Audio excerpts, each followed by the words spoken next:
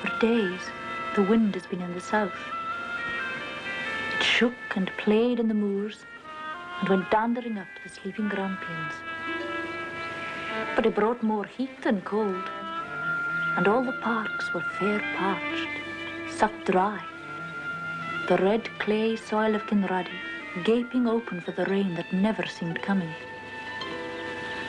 Some said the north had had rain enough, with a Dee in spate, and bairns hooking stranded salmon down in the shallows. But that was up Aberdeen way, where I was born and lived for my first 16 years. We dwelled then on the croft of Cairndhu in Echt. My father was John Guthrie, and my mother Jean. I was their only daughter, and they called me Christine. Christine? Chris, are you in by? I'm in the kitchen, Mother. What's this you're at now? Oh. Do you never tire of all your schooling and reading, lass? No, I like it fine. And Father says if I stick in at my lessons, I might come out to be a teacher myself. I was very pleased when you won that bursary. You'd like to be a teacher, wouldn't you? I'd like it real well. Chris Quine, you spend how much time with your books when you could be out being happy. Your best days are now, Chris. When you're neither bairn nor woman, there's the countryside your own and you its. But for all my reading and schooling, two Chris Guthries there were that fought for my heart and tormented me. You'd hate the land and the coarse speak of the folk one day, and the learning would be brave and fine. Then next day, you'd waken with peewits crying across the hills, deep and deep, crying in the heart of you, and the smell of the earth in your face. Almost you'd cry for that, the beauty of it, and the sweetness of the Scottish land and skies. And you wanted the Scots words to tell it to your heart. Then the moment passed, and you became the English Chris again. Back to the English words, so sharp and clean and true. For a while, till they slid so smooth from your throat, you knew they could never say anything that was worth saying at all. He's got a fine plump belly on him, eh, Will? Aye, has that.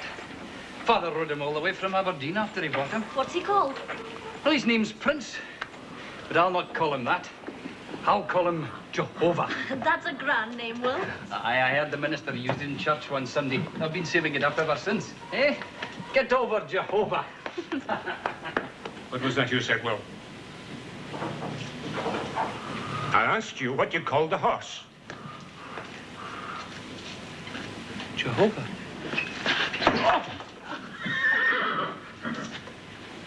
Mind my money. If I ever hear you again take your maker's name in vain, if I ever hear you use that word again, I'll lip you. Now, you mind that? I'll lip you like a lamb. So Will hated Father. He was 16 years of age and near a man, but Father could still make him cry like a bairn. The twins were born soon after, and Mother had as awful a time as she'd always had.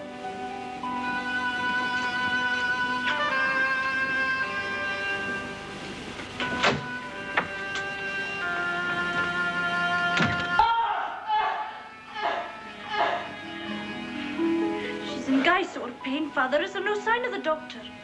He'll likely come in the evening.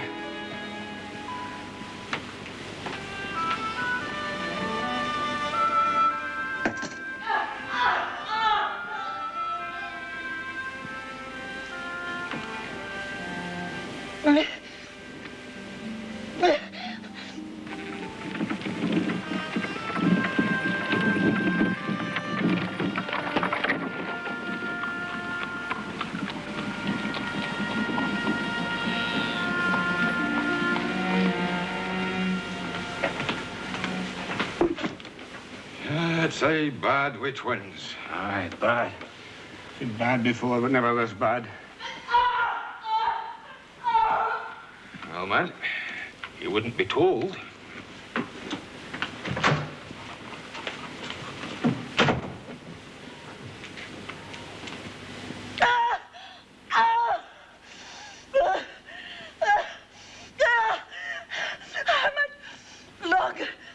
Doctor!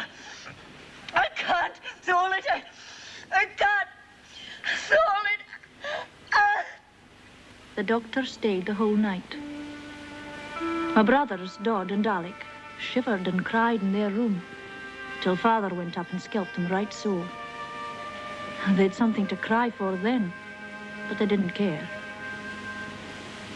Then he came downstairs again, though he hadn't been in bed for 40 hours, and sat with his head in his hands. God forgive me, the lust of the flesh, this miserable sinner. It's the bonny red hair of it that rouses me and tempts my soul to hell. Have you nothing better than to stand there like a gulk? I came down to see to the towels. Then see to them. And set the table. The doctor will be wanting his breakfast. Lay it through in the parlor there. What'll I give him, Father? Boil him an egg. Move, damn you. It's near morning outside.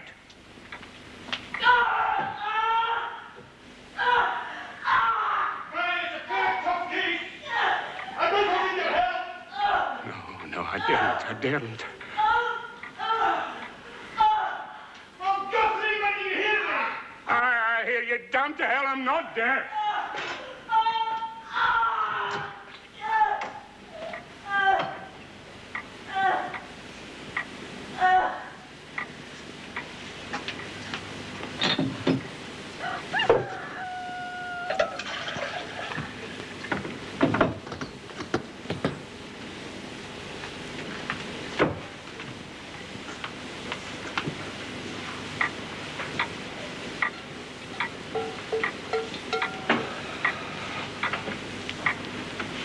Time's it, Chris?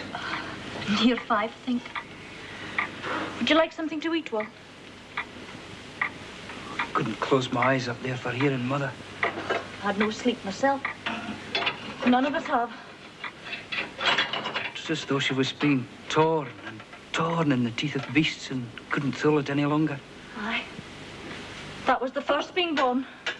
The other's still to come. Twins. She shouldn't be having one bairn, much less twins. She's too old for that, and Guthrie kens it. Father? Aye, Father, the old beast. But, Will, what's Father to do with it? Don't you know?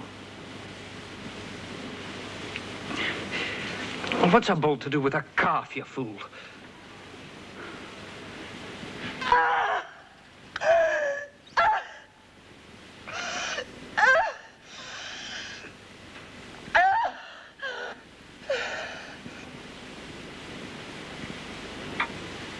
It stopped, Will.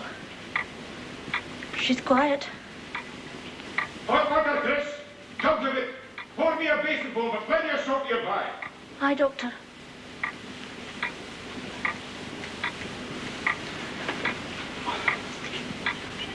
Chris, you hear me? Aye, she hears you, Doctor. Only she's feared. She's a damn sight more to fear when she's having a beard of her own. Pour out the water quick.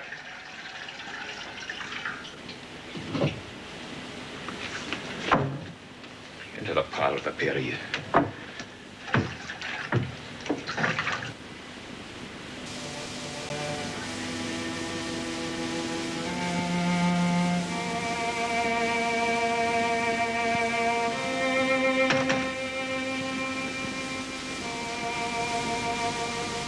So that was the coming of the twins at Kinraddie. There'd been barely room for us all before that time. But when Mother spoke of it, Father wouldn't listen. More room. What more room do we want than we have? Do you think we're gentry? We're not gentry, but we're not tinks either. Though you might think it the way we're all living on top of one another. There was barely enough room before the twins came, but now there's 8 of us. 8? You've little to complain of.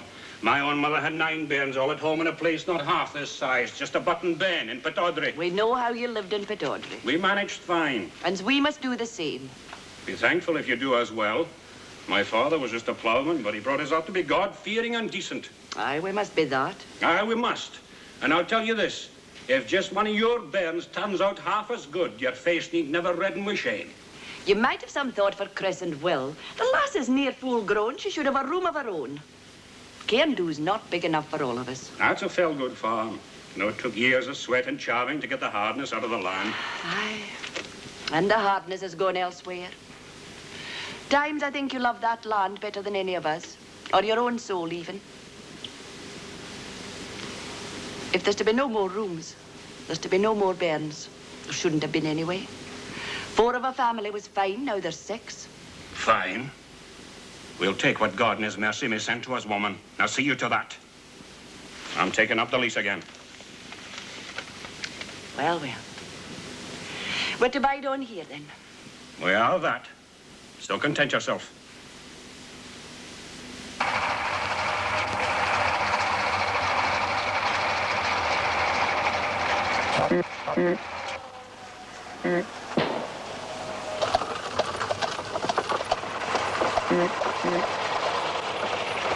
Whoa, Prince, boy! Here, whoa, Prince, whoa, lad, whoa! What damn to hell, woman? Whoa, whoa, whoa, whoa, whoa, whoa, whoa, there. You damn near had me in the ditch. Will you kindly remove your cart? You're causing an obstruction. I can't move it. With the poor beast half feared to death. And no wonder. You come around that corner there, spitting and barking like a tink dog with distemper. Oh, boy, whoa, whoa. I said you're causing an obstruction, my man.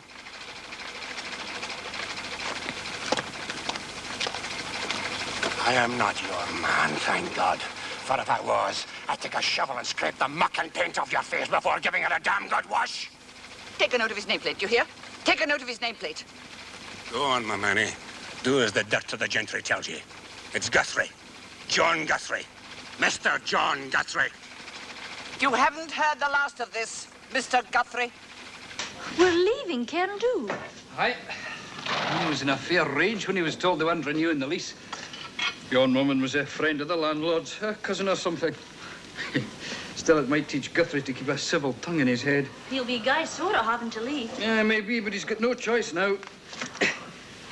Mother will be pleased, though. Where'll we go? Blaweary, it's called. Blaweary? Aye, it's in Kinraddie, down on the How of the Mearns. What's the house like, John? Oh, it's a fine, brave house for a wee place. It has 3 stories and a good kitchen. And there's a fair stretch of garden down to the road. A garden? Aye, and there's beech trees growing in it. And the agent said the hedges in the summer grew as bonny wi' honeysuckle as you ever saw. Sounds a right fine place. Aye. And if we can live in the smell of honeysuckle, we might farm the bit place with profit. It hasn't had a tenant for a year. And the parks will need a fell amount of work. 56 acres of red clay. For by some moor that runs up to a lock at the top. Kinraddie of the Mearns. It's gay far away. Well, there's no place like Aberdeen, or folks as fine as them that bide by the Don. But I think I'll like your Blaweary well enough. When do we move? January, and it's an ill month to be moving. Wild weather it was that January. And the night on the slug road was smooring with sleet when we crossed over into the Mearns. The cattle bunched there, tails to the wind, refusing the sting of the sleet. South across the uncouthie hills was a world cold and unchancey. Damn it, well! Keep the cattle moving! John! John! We'd better loosen up at Port Lethen and not try the slug road this night. What was that? We'd better put up at Port Lethen. Damn to hell, you think I'm made a sinner? No, I don't. But if the carts get stuck again, we might all die of the night. This is the worst bit. Once we're over it, Kinraddie's just ahead. Have you no sense, you brat? Keep them moving! So that was our coming to Blaweary and Kinraddie of the Mearns. We slept late into the next morning, coming up cold and drizzly from the sea. All the darkness I heard that sea, a shoom, shoom that moaned by the lonely cliffs. Not that John Guthrie listened to such sounds. Well, Chris, get up! How many times do you have to be shouted? There's work to be done and gear to be shifted. You should be sick with your shame at yourselves, lying there, stinking in your beds with the day half gone. You two, set that fire before I warm your backside for you. Go on, hurry up!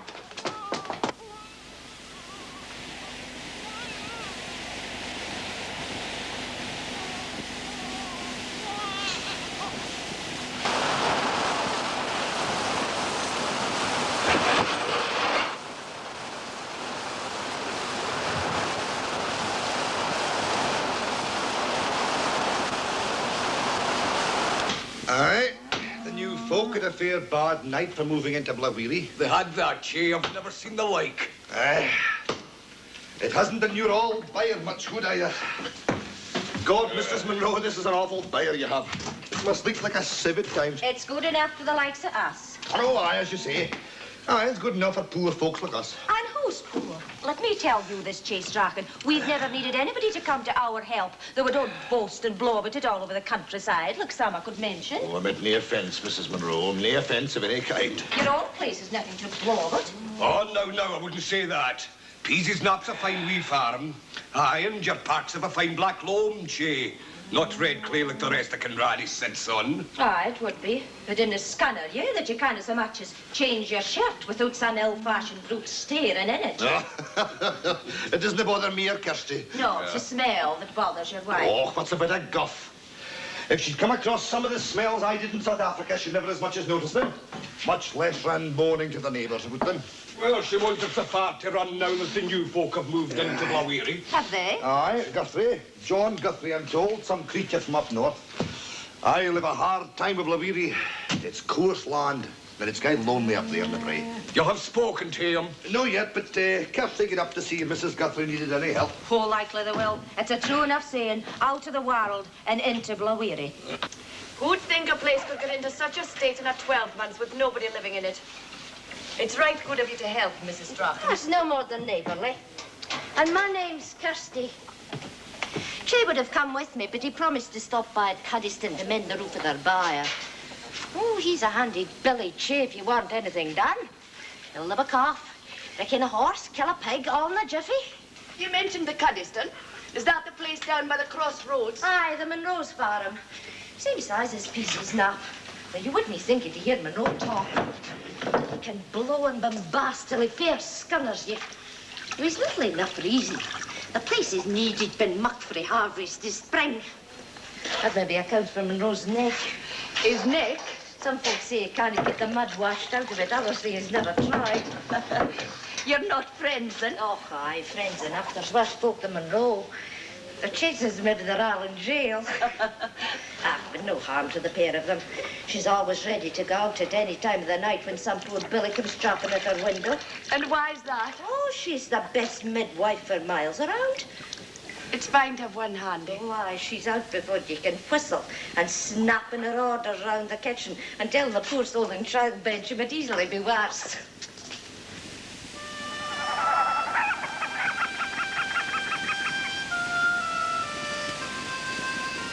Druids' work, they say. That's what they say. They were set up by the Druids. You'll be the new tenant at Blaweary. Aye.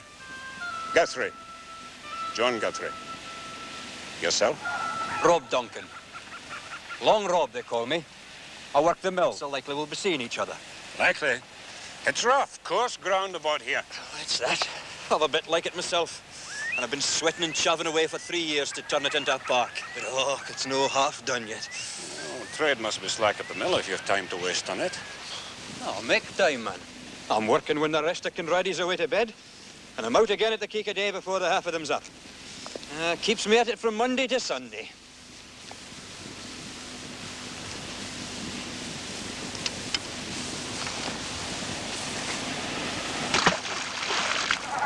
That's away some dark splatter of water. They say there's no bottom to it. Like the depth of a parson's depravity. Now, that's an ill thing to say about any minister. It's an ill thing to say about any loch. You go hard on the kirk, Mr. Duncan. Oh, if there's much time for it as it has for me. And that's no much. I'm an atheist. Though, if Christ came down to Kinraddie, he'd be welcome enough to a bit meal or milk at the mill. But damn the thing he'd get at the manse. These were the first of the Kinraddie folk we met. But as that winter wore on and spring came in, we soon got to know the others right well as they knew one another. Oh, aye, Alec Much is a grand worker. And Bridgeend's no the worst farm in Kinraddie. But it's well kenned he's up to his great big muckle ears in debt. No wonder Welly's Islamic care for a wife. Cigarettes never out of her mouth. She's a speak half the merns we're smoking. There's never a mortal thing worries her. She just lights up a cigarette like a tink and says, Ah, well, it'll make no difference 100 years after I'm dead. I pay no attention to what they say, though some of them have fine notions of themselves. Like Gordon of Upper Hill. You stay with Alec, that's my husband, says about him. He struts about with his stick as proud as a cock in a midden. Oh, Gordon fair fancies himself with his big farm and his leggings and his breeches. Mrs. Gordon's the same. Her father was some bit post office creature up in Stonehaven. Oh, God, to hear her talk, you would think he'd invented the post office and taken out a patent for it. And she's a fierce scunner when she starts talking about her two lassies. Of course, Nellie and Maggie Jean go to Stonehaven Academy. I'm very anxious to learn not to speak coarse. Oh, they're so intelligent, I'm sure they'll be a great credit to me. Mind you, Maggie Jean's awful delicate. Yes, I had to take her to a specialist in Aberdeen just recently.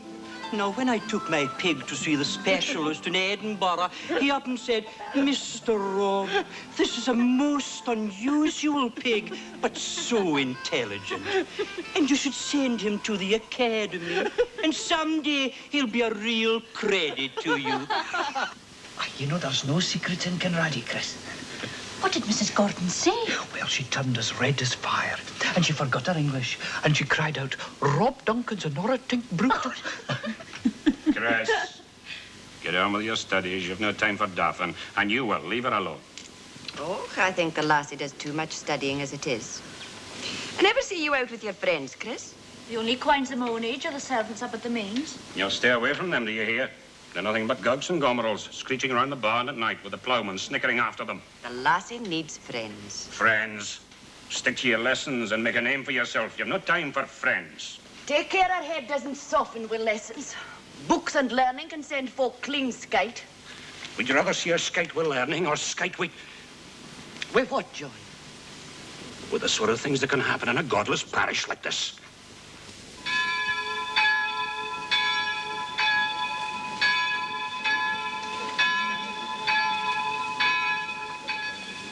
Kinraddie may or may not have lacked a god, but it certainly lacked a minister. And 3 of them came down to try for its empty pulpit. What's today's candidate like? Cahoon's his name. He's an Alsbit man for Banff. Well, he might be best. He'll quieten down at his age. No, I be on the lookout for a bigger kirk and a bigger stipend. Aye, you're right there, Alec. For if there's a body on earth that can skin a tink for his skin or preach a sermon in purgatory, it's an old kirk minister. I'm told he spent years writing books and things. And likely all his spunks trickled out to his pen. No, there's no harm in books. Maybe no, but I hope he doesn't read his sermon. Kinraddie's no liking for a minister that reads his sermon. But he did read his sermon, and that fair settled his hash to begin with. So hardly a soul paid heed to his reading, except myself and John Guthrie. But I thought it fine.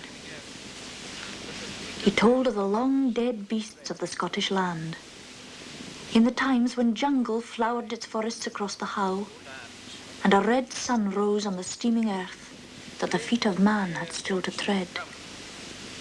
And he pictured the dark, slow tribes that came drifting across the low lands of the northern seas.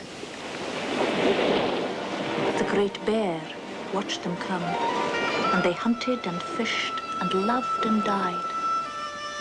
God's children in the morn of time.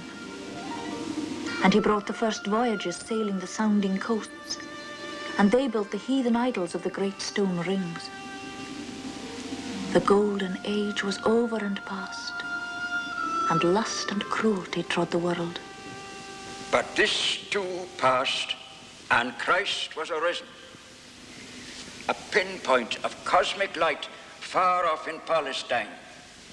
The light that crept and wavered and did not die. The light that will yet shine as the sun on all the world, not least on the dark howes and hills of Scotland. Let us pray.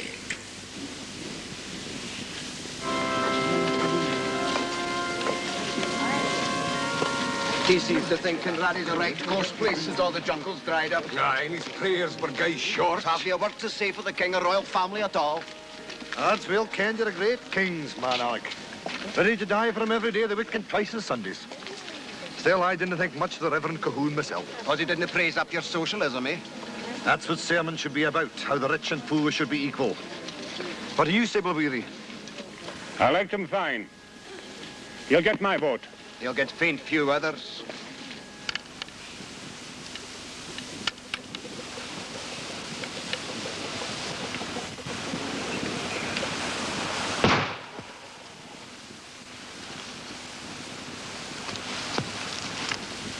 Well, don't. Put it back. You know Father doesn't like anybody touching his shotgun. Nobody must handle it but himself. You've heard him say it. Ach, it's only an old muzzle loader. Please, Will. He'll be fell angry if he finds out. Well, he'll not find out. Hey, did you hear what Rob Duncan said about this? Well, please. He cried out, "Hi, man, I didn't know you were a veteran of the 45. And Guthrie comes back with, "Losh, Rob, were you cheating folk at your mill even then?" Oh, aye, Father can take a bit joke now and then. From everyone except his family.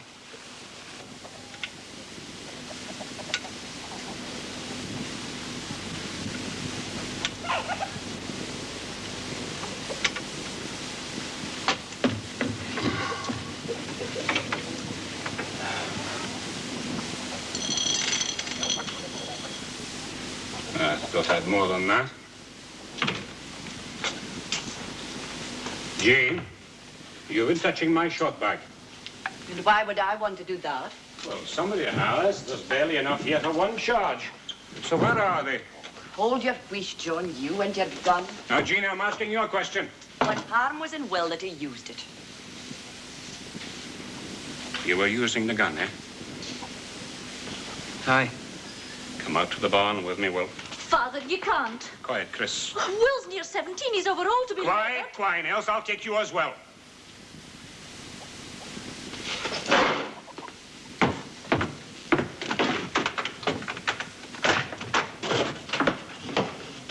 Oh, Mother, you know, stop him. When your father's roused, lass, you might as well cry to the tides at Kinnaddie to keep away from the land.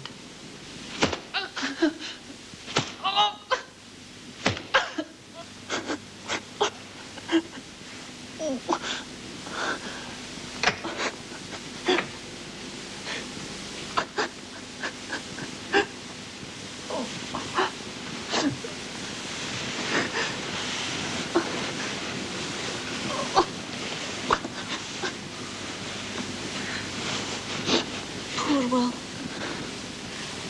He hurt you so, didn't he? Oh, I can hardly sleep for the pain it Chris.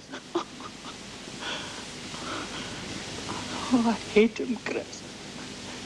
I hate him. After a while, he stopped crying and fell asleep.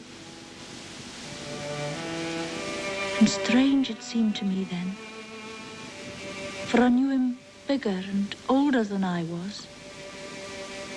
And somehow, skin and hair and body, stranger than once they had been. As though we were no longer children. Let us pray.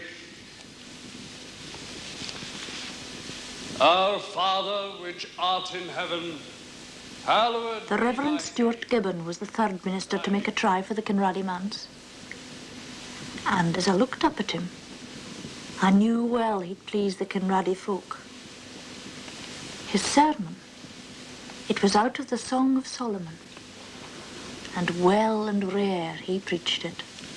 How beautiful are thy feet with shoes, O prince's daughter. The joints of thy thighs are like jewels, the work of the hands of cunning craftsmen.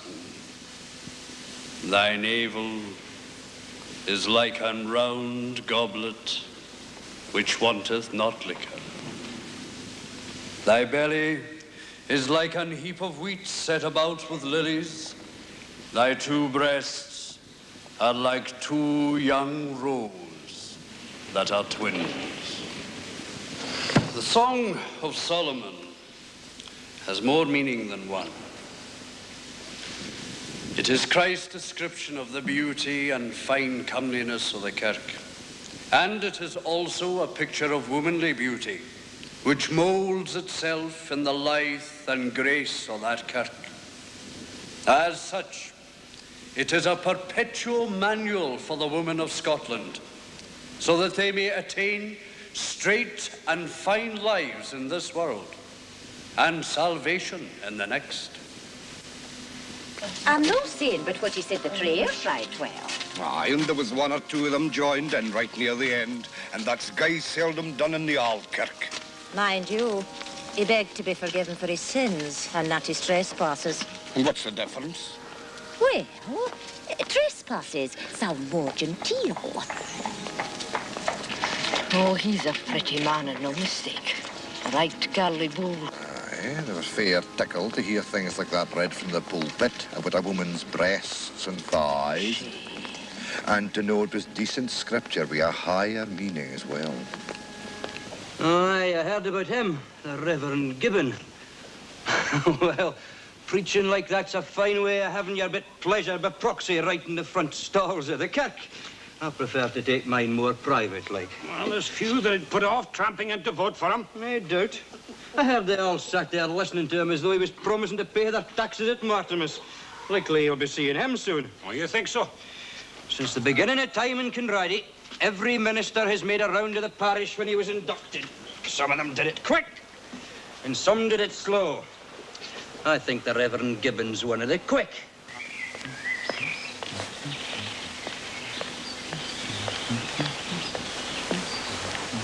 Oh, it's coarse land hereabouts, Mr. Gibbon. Wet and raw most of the time. Parched and sucked dry, like now, when there's a drought. As you say, as you say. It's only a man from the north who could handle it so well. Man like yourself, Mr. Gibbon. Aye. Come here, Quine, and meet Mr. Gibbon. This is my daughter, Chris. Mm-hmm. Well, gal, have you lost your tongue? How do you do, sir? Yeah, fine-looking lass, Mr. Guthrie. I hear you're right clever, Chrissy. She does well enough. She's at the college. And how do you like it, eh? Fine, sir. Ah, good, good.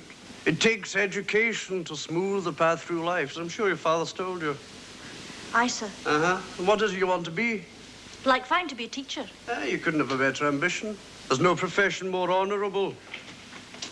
I'm sorry I had to dash away, Mr. Gibbon, but if I don't put the twins to bed when they want to don't go... apologise, Mrs. Guthrie. I've been quite content sitting here listening to your husband's conversation and enjoying your excellent tea. Let me get you another cup. Thank you. No, I must be dandering along now.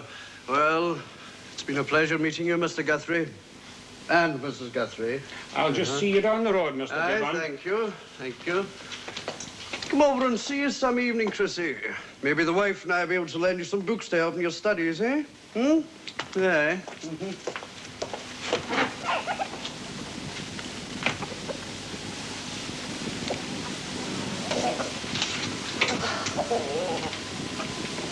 I thought since I was passing, I'd just stop by and see how you were, Jean. Oh, come fine, Kirsty. It'll be a while yet. Oh, hi, Chris. Hello, Mrs. Straw. What are you doing in a day like this? At least there hasn't been a drought like this since 83. As the Lord Rob says, you can't blame this one in Gladstone. Religio Medici.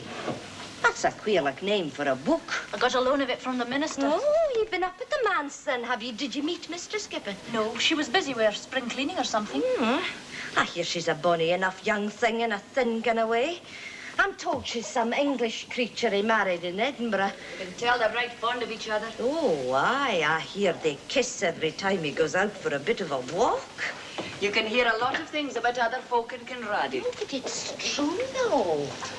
Once he came back from a bit of a jaunt and found her waiting for him, so he picked her up in his arms and ran upstairs, the both of them cuddling one another.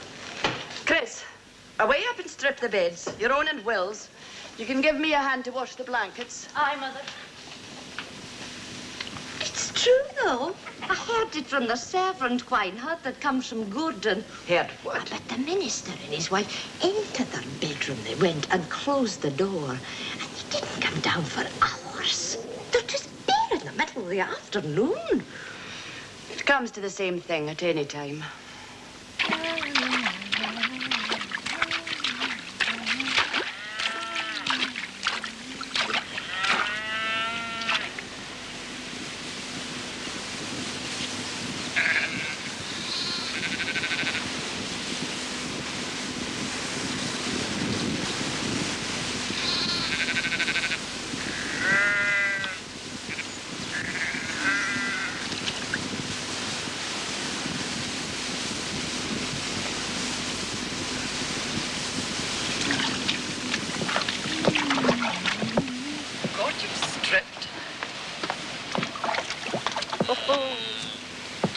You'd make a fine lad, Chris Quine.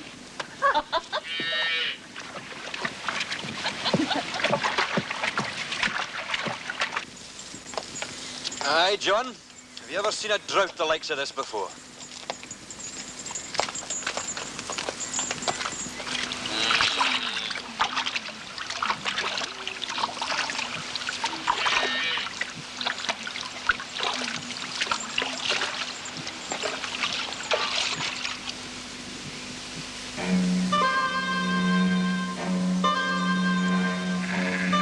Get out of that at once, you shameless flimmer.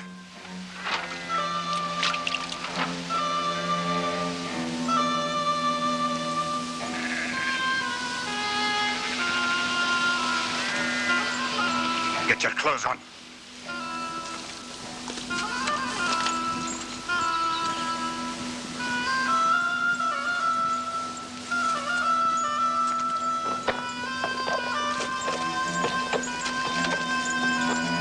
Have you no sense at all, woman? Sense enough. The day's gay foot. What would folks say of the Quine if they saw her there, near naked? We'd be the speaking laughingstock of the place.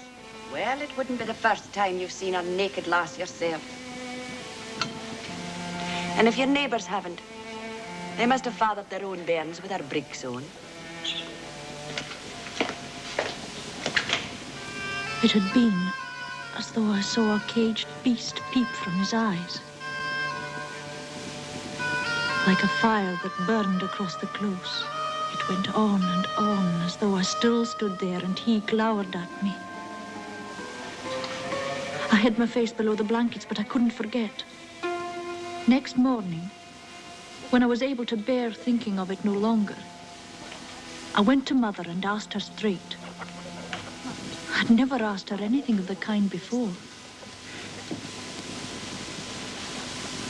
Oh, Chris, don't ask me. Men and bairns, I can't tell you a thing or advise you a thing. Mother, what's wrong? Is it... I heard you talking to Kirsty Strachan. Oh, Mother, I didn't mean to vex. It's not you, Chris Quine. It's just life. You'll have to face men for yourself when the time comes. There's none can stand and help you. Chris?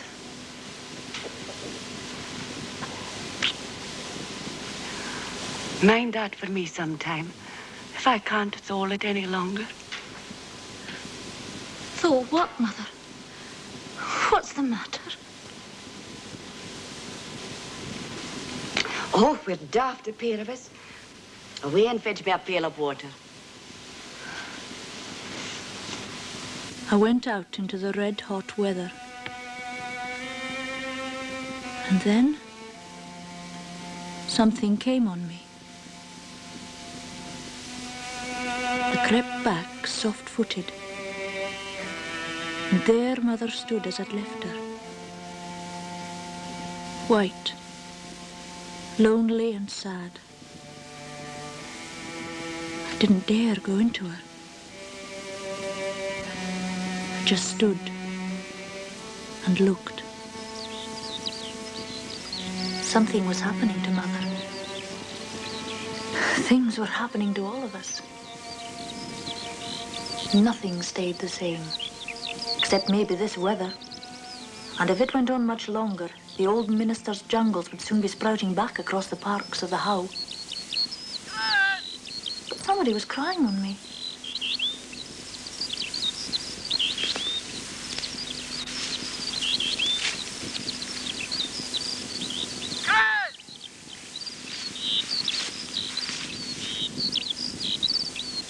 Chris, it's Mother!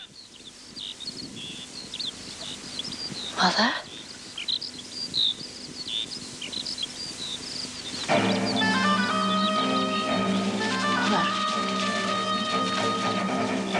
Mother. Mother. Mother. Mother. Mother. Mother. Grace, mind that for me sometime, if I can't thole it any longer.